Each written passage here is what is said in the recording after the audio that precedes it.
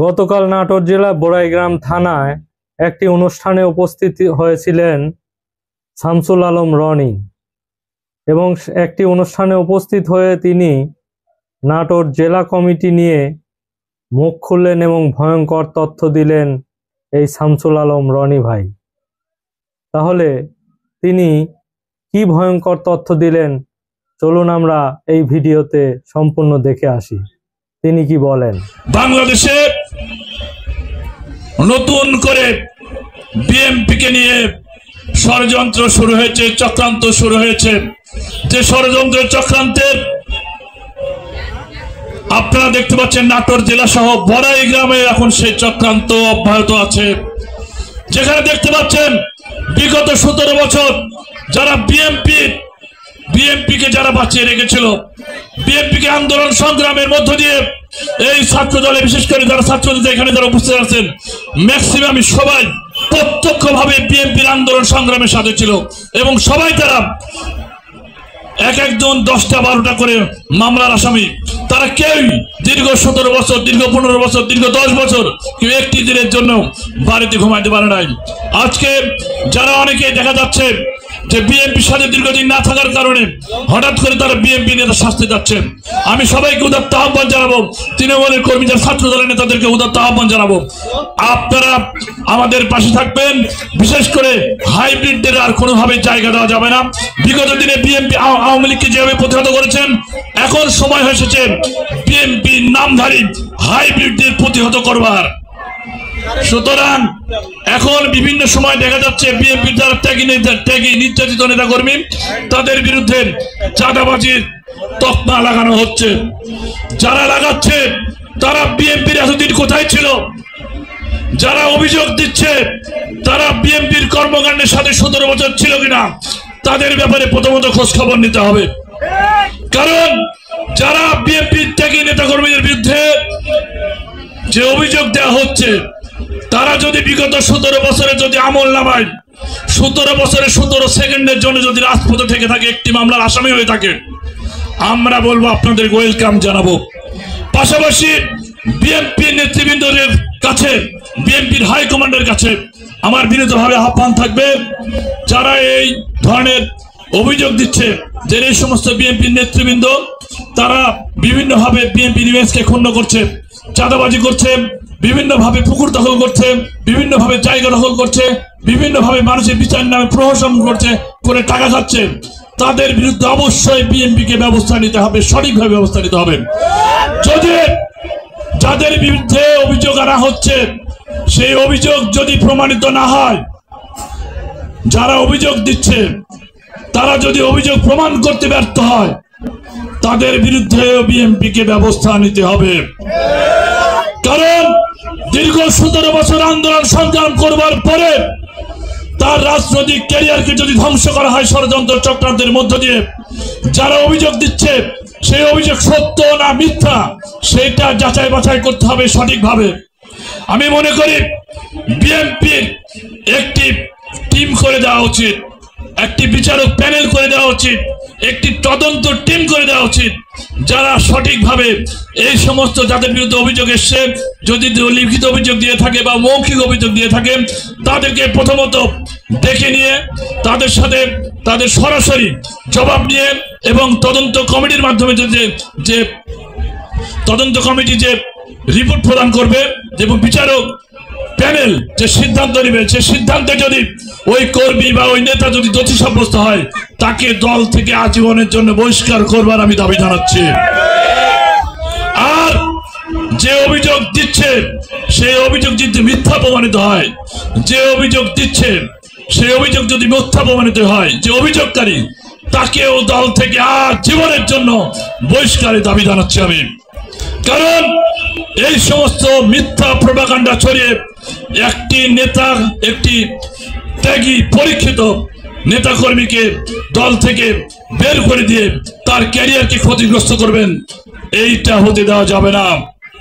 কারণ একটি সমর্থক যখন কর্মীতে রূপান্তরিত হয়, কর্মী যখন নেতাতে রূপান্তরিত হয়, একটি নেতা কিন্তু একদিনে তৈরি হয় না।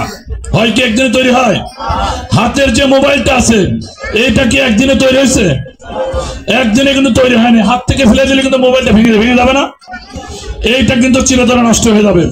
তেমনি একটি কর্মী তৈরি হইতে কিন্তু অনেক সময় লাগে, একটি নেতা তৈরি হইতে কিন্তু অনেক সময় লাগে, কিন্তু একটি নেতাকে ধ্বংস করতে বেশি সময় লাগে না।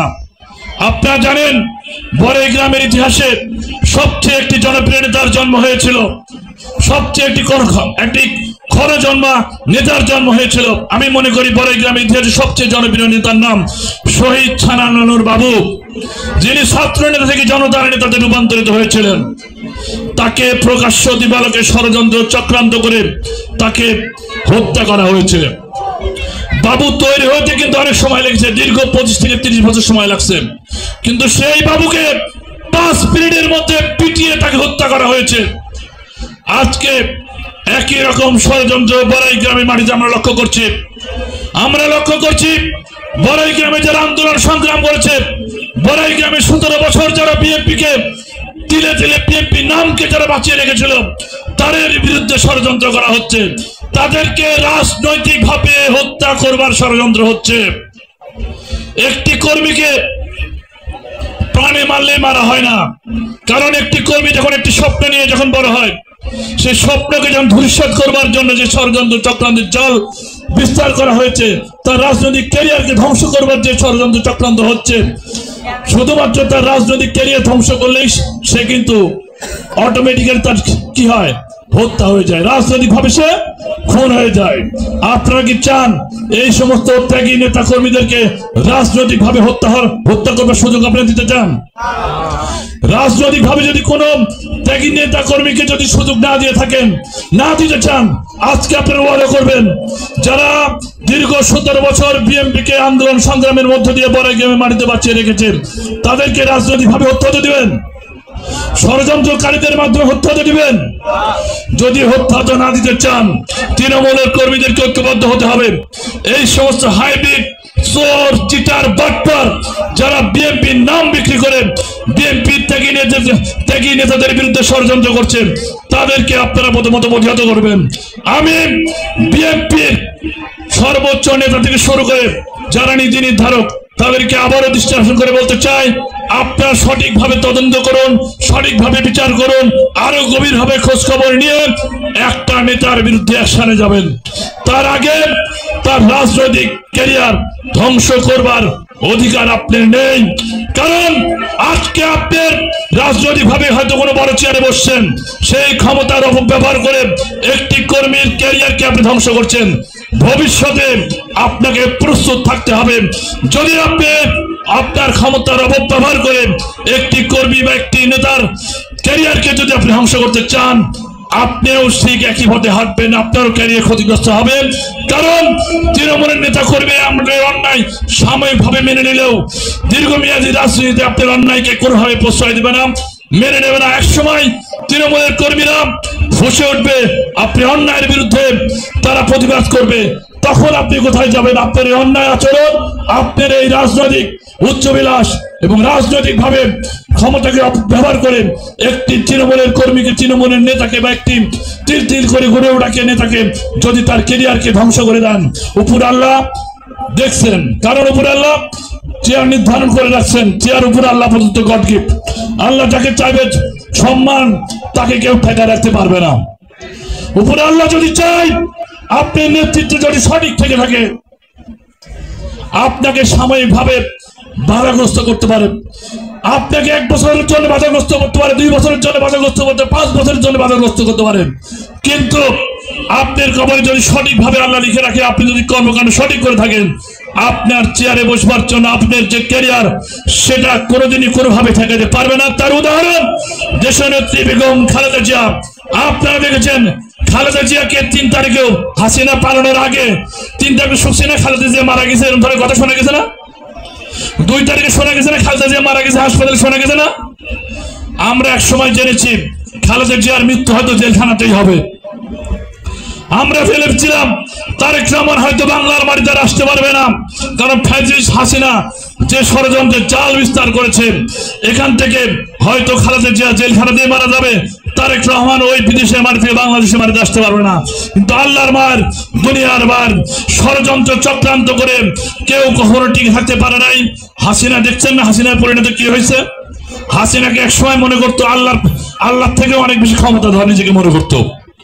আজকে বাংলাদেশের মানুষ তাকে এমন শিক্ষা দিয়েছে, সে তার অন্তবাস নিয়ে টানাটানি, বিশ্বের বুকে এরকম ধনী ইতিহাস দেখছে প্রধানমন্ত্রীর অন্তবাস নিয়ে সাধারণ জনগণ টানাটানি করছে। কত বড় ন্যাক্কারজনক, কত বড় ভয়ঙ্কর, কত বড় খারাপ। আমি বিএনপি নেতাদেরকে বলতে চাই, আপনারাও তৃণমূলের নেতা কর্মীদের নিয়ে উপহাস করবেন না, তাদের ক্যারিয়ার নিয়ে সিনেমিনি খেলবেন না। ভবিষ্যতেও আপনাদের এখান থেকে একই পরিণত ভোগ করতে হতে পারে। আপনারা এখান থেকে শিক্ষা নেবেন। পাশাপাশি আপনারা জানেন নাটোরের সর্বকালের সর্বশ্রেষ্ঠ নেতা রুহুল কুদ্দুস তালুকদার দুলু। কারণ একটি নেতার যদি জন্ম হতে হয় সর্বপ্রথম কি লাগে? গ্রহণযোগ্যতা লাগে। গ্রহণযোগ্যতা লাগে না? পদ দিয়ে নেতা হয়ে যায়। নেতা হতে হলে তার পাবলিকের গ্রহণযোগ্যতা থাকতে হয়। পাবলিক যাকে নেতা বানাবে, জনগণ যাকে নেতা বানাবে, সেই নেতা হবে। আপনার পদ সাময়িক, আজকে আছে কাল থাকবে না। কিন্তু মানুষের কাছে যদি গ্রহণযোগ্যতা সৃষ্টি করতে পারেন, মানুষের কাছে যদি ভালোবাসা সৃষ্টি করতে পারেন, আজীবন আপনি নেতা হয়ে থাকতে পারেন। কারণ আমাদের নেতা শহীদ প্রেসিডেন্ট জিয়াউর রহমান, তিনি মাত্র 3 বছর রাষ্ট্র শাসন করেছিলেন, কিন্তু তার রাষ্ট্রীয় শাসন ব্যবস্থার কারণে এদেশের মানুষ আজকে 40 বছর আগে জিয়াউর রহমান মারা গেছে, কিন্তু জিয়াউর রহমান নাম আমরা ভুলে গেছি। জিয়াউর রহমান মনে রাখছি না? আমরা ঠিক তারই উত্তরস্বরী। জিয়াউর রহমানের মতো আমরা তার আদর্শের সৈনিক। আমরা সঠিকভাবে নেতৃত্ব দিয়ে বিএনপির সাথে থেকে বিএনপির ইমেজকে আরো বেশি শক্তিশালী করে বাংলাদেশের মানুষের কাছে প্রমাণ করতে চাই বিএনপি দেশের মানুষের কাছে, অবহেলিত মানুষের কাছে ছিল, আজীবন থাকবে। তেমনি আমরা বড়াই গ্রামের যারা ছাত্র দল, যুব দল, স্বেচ্ছাসেবক দল বিগত দিনে আন্দোলন সংগ্রাম করেছি, পদ থাকলেও বিএনপির সাথে থাকবো, পদ না থাকলেও বিএনপির সাথে থাকবো। বিএনপির আরো যদি ভয়ঙ্কর ক্রাইসিস কাল আসে সেই জন্য আমরা থাকবো। আমরা কথা দিচ্ছি বিএনপির শেষ বড়াই গ্রামের মানুষের পাশে জীবনের শেষ দিন পর্যন্ত থেকে বড়াই গ্রামের মানুষের সেবা করতে চাই। সবাই ভালো থাকবেন। আসসালামু আলাইকুম ওয়া রাহমাতুল্লাহি ওয়া বারাকাতুহু। শহীদ জিয়া অমর হোক, খালেদা জিয়া জিন্দাবাদ, তারুণ্যের অহংকার তারেক রহমান জিন্দাবাদ।